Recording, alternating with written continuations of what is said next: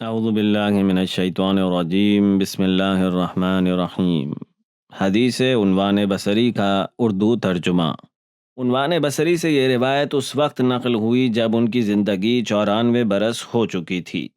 وہ فرماتے ہیں، میں مالک بن انس کے پاس علم سیکھنے کے لیے آیا جایا کرتا تھا۔ جب امام جعفر صادق علیہ السلام مدینہ تشریف لائے تو میں ان کی خدمت میں بھی حاضر ہونے لگا، اور میری خواہش تھی کہ جس طرح سے میں مالک بن انس سے علم حاصل کرتا رہا ہوں، امام سے بھی کسب فیض کروں۔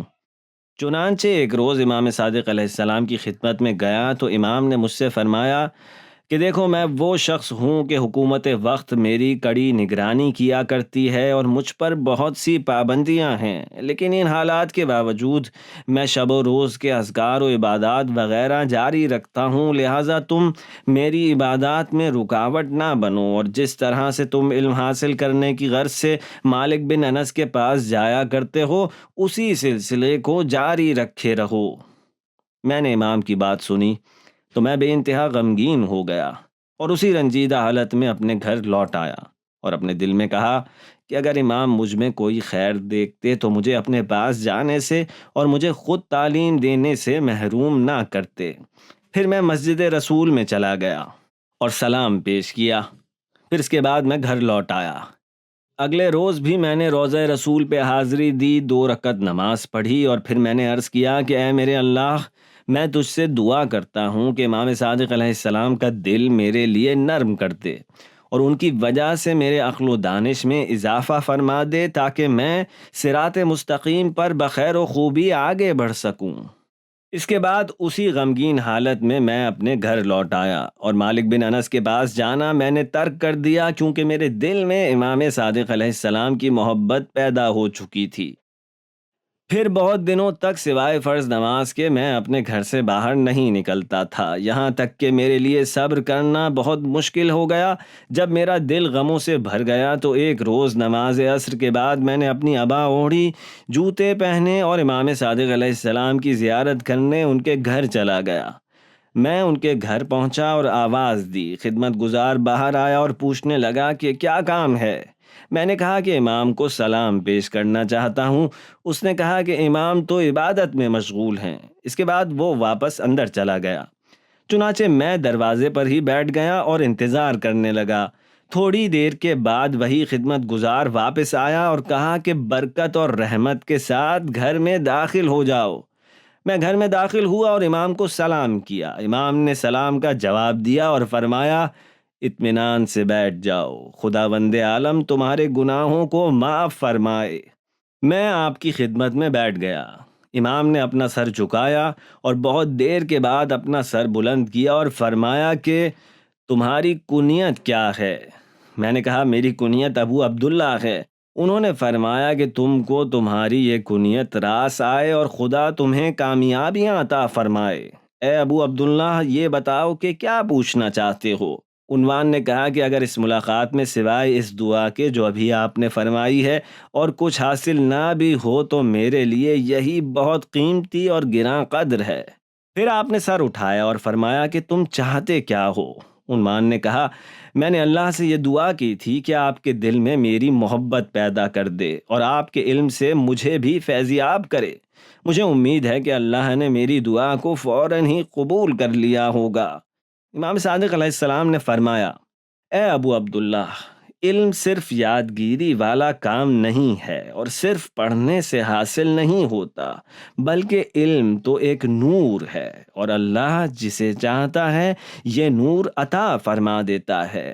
اگر تم علم حاصل کرنا چاہتے ہو تو پہلے سچے دل سے اللہ کی ذات سے یہ مانگو کہ بندگی کی حقیقت تم پر واضح ہو جائے، اور علم کو اپنے اسی علم پر عمل کر کے حاصل کرو۔ خدا سے علم و معرفت کے حصول کی دعا کیا کرو، اور یقین رکھو کہ وہ تم کو علم و معرفت ضرور عطا فرمائے گا۔ عنوان اس گفتگو میں امام کو شریف، پاکیزہ ہستی وغیرہ کہہ کر مخاطب کر رہے تھے، تو امام نے ان سے اس موضوع پر فرمایا، مجھے ابا عبداللہ کہہ کر مخاطب کرو۔ امام نے پوچھا، ابا عبداللہ، عبودیت اور بندگی کی حقیقت کیا ہے؟ امام نے فرمایا بندگی کی حقیقت 3 عوامر میں پوشیدہ ہے۔ پہلا، اگر انسان کسی چیز کا خود مالک ہے تو اس کے باوجود اپنے آپ کو مالک نہ سمجھے بلکہ ایک غلام سمجھے، اور ہر ایک چیز کا مالک صرف اپنے پروردگار کو ہی مانا کرے، اور جیسا بھی خدا نے فرمایا ہے اس کے مطابق ان چیزوں کو اپنے مصرف میں لائے۔ دوسرا، اللہ کی تدبیر کے خلاف کسی بھی قسم کا کام نہ کرے، یعنی بندہ اپنے امور کی تدبیر میں اپنے آپ کو ضعیف اور ناتوان سمجھے۔ تیسرا، انسان ہر کام میں اللہ کے امر و نہی کا لحاظ رکھے، یعنی جس کام کے کرنے کا اللہ نے حکم دیا ہے اس کو بجا لائے، اور جس کام کو منع کیا ہے اسے انجام نہ دے۔ بس انسان کے لیے لازم ہے کہ جس قدر بھی مال اس کے پاس ہو اس کو اپنی ملکیت نہ جانے کہ میں ہی اس کا تنہا مالک ہوں، بلکہ اللہ کو ہی تمام کا مالک جانے، تو پھر اس کے لیے اپنے مال کو اللہ کے راستے میں خرچ کرنا آسان ہو جاتا ہے۔ اور جب بندہ اپنے امور کی تدبیر اللہ کے سپرد کر دیتا ہے تو اس کے لیے اس دنیا کے مصائب کو جھیلنا آسان و سہل ہو جاتا ہے، اور جب بندہ اللہ کے حکم کے مطابق کام کرے تو اللہ بھی خوش ہوتا ہے اور بندے کو بھی زندگی میں خوشیاں نصیب ہوتی ہیں۔ اس طرح بندے کو خود نمائی کا اور عوام الناس سے لڑائی جھگڑے وغیرہ کا موقع نہیں ملتا، اور وہ اپنے قیمتی اور گراں قدر وقت کو فخر و مباحات اور ریاکاری میں ضائع نہیں کرتا۔ اگر خدا اپنے کسی بندے کو ان 3 چیزوں سے نواز دے تو اس کے لیے دنیا، شیطان اور لوگوں سے نمٹنا آسان ہو جاتا ہے، اور پھر ایسے اخلاق حمیدہ والا انسان دنیا طلبی نہیں کرتا، نہ ہی مال اکٹھا کرنے میں لگا رہتا ہے، اور نہ ہی لوگوں کے سامنے فخر و مباحات وغیرہ کرتا ہے۔ گویا دنیا سے رغبت ہی نہیں رکھتا، اور نہ بندوں سے عزت طلبی کرتا پھرتا ہے، اور اپنی زندگی کے ایام کو فضول امور میں ضائع نہیں کرتا ہے، اور یہ تقویٰ کا پہلا درجہ ہے۔ اللہ تعالیٰ نے فرمایا ہے یہ آخرت کا گھر تو ہم ان لوگوں کے لیے خاص کر دیں گے جو زمین پر نہ سرکشی چاہتے ہیں اور نہ ہی فساد، اور سچ بھی یہی ہے، تو پھر انجام تو پرہیزگاروں کا ہی ہے۔ گفتگو کا سلسلہ جاری تھا کہ عنوان بصری نے امام صادق علیہ السلام سے عرض کیا کہ مجھے اور نصیحتیں فرمائیے۔ امام صادق علیہ السلام نے کہا کہ دیکھو میں تم کو 9 اہم باتیں بتلاتا ہوں، بے شک میری یہ نصیحت ہر اس شخص کے لیے ہے جو حق کا راستہ طے کرنا چاہتا ہے، اور خدا سے دعا کرتا ہوں کہ خدا تم کو ان پر عمل کرنے کی توفیق عنایت فرمائے۔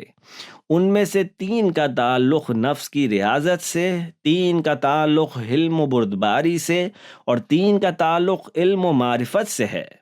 بس ان تمام باتوں کو اچھی طرح سے یاد رکھنا اور ان پر عمل کرنا، اور اس بارے میں سستی اور غفلت سے کام نہیں لینا۔ عنوان بصری کہتے ہیں کہ میری تمام توجہ امام علیہ السلام کی فرمائشات پر تھی۔ امام نے بیان فرمانا شروع کیا۔ یہ 3 نکات ریاضت نفس اور بدن سے متعلق ہیں۔ پہلا، جس چیز کو طبیعت پسند نہ کرے اسے نہ کھاؤ، کیونکہ ایسا کرنا حماقت اور جہالت کا باعث بنتا ہے۔ دوسرا، صرف جس وقت بھوک لگے اس ہی وقت کھانا کھاؤ۔ تیسرا، جو غذا بھی کھاؤ تو حلال کھاؤ اور اللہ کا نام لے کر کھایا کرو، اور کھانے سے پہلے بسم اللہ پڑھا کرو، اور اس حدیث رسول کو نظر میں رکھو کہ سب سے برا برتن جسے کوئی آدمی بھرتا ہے وہ اس کا اپنا ہی پیٹ ہے۔ اگر کھانے کی ضرورت ہو تو اس کا ایک حصہ کھانے کے لیے، ایک حصہ پانی کے لیے، اور ایک حصہ سانس لینے کے لیے قرار دو۔ دوسرے 3 نکات حلم و بردباری یعنی برداشت سے متعلق ہیں۔ پہلا، اگر کوئی یہ کہے کہ عنوان تم میرے خلاف ایک لفظ بولو گے تو تم 10 لفظ اپنے خلاف بھی سنو گے، تو اس سے اے عنوان تم کو یہ کہنا چاہیے ہے کہ اگر تم 10 الفاظ بھی عنوان کے خلاف بولو گے تو ایک لفظ بھی عنوان تمہارے خلاف نہیں بولے گا۔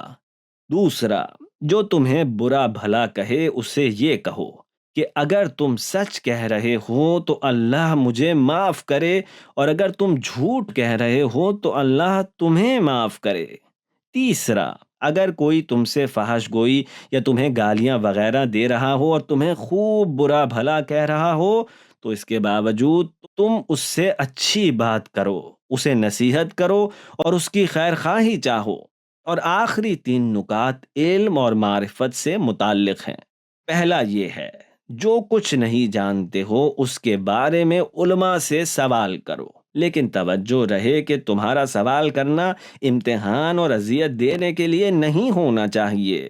دوسرا، جو کام بھی شروع کرو اس کے بارے میں مشورہ ضرور کیا کرو، اپنی مرضی سے یوں ہی کسی کام کو شروع نہ کر دیا کرو، اور صرف اپنی ہی رائے پر عمل کرنے اور اکتفا کرنے سے پرہیز کرو، اور جتنا ہو سکے احتیاط کو اپنے ہاتھ سے نہ جانے دو۔ تیسرا، اپنی طرف سے فتویٰ دینے سے پرہیز کرو اور اس عمل سے اس طرح بھاگو جیسے انسان شیر سے ڈر کر بھاگتا ہے، اور اپنی گردن کو لوگوں کے لیے پل یعنی گزرگاہ نہ بننے دو۔ اے ابا عبداللہ، اب میرے پاس سے تشریف لے جاؤ، بے شک میں نے تمہیں کافی نصیحتیں کر دی ہیں۔ میرے ذکر کے بجا لانے میں رکاوٹ نہ بنو، کیونکہ میں اپنی زندگی کا ایک ایک لمحہ گزارنے میں بہت سنجیدگی سے کام لیا کرتا ہوں، اور سلام ہو اس پر جو ہدایت کی پیروی کیا کرتا ہے۔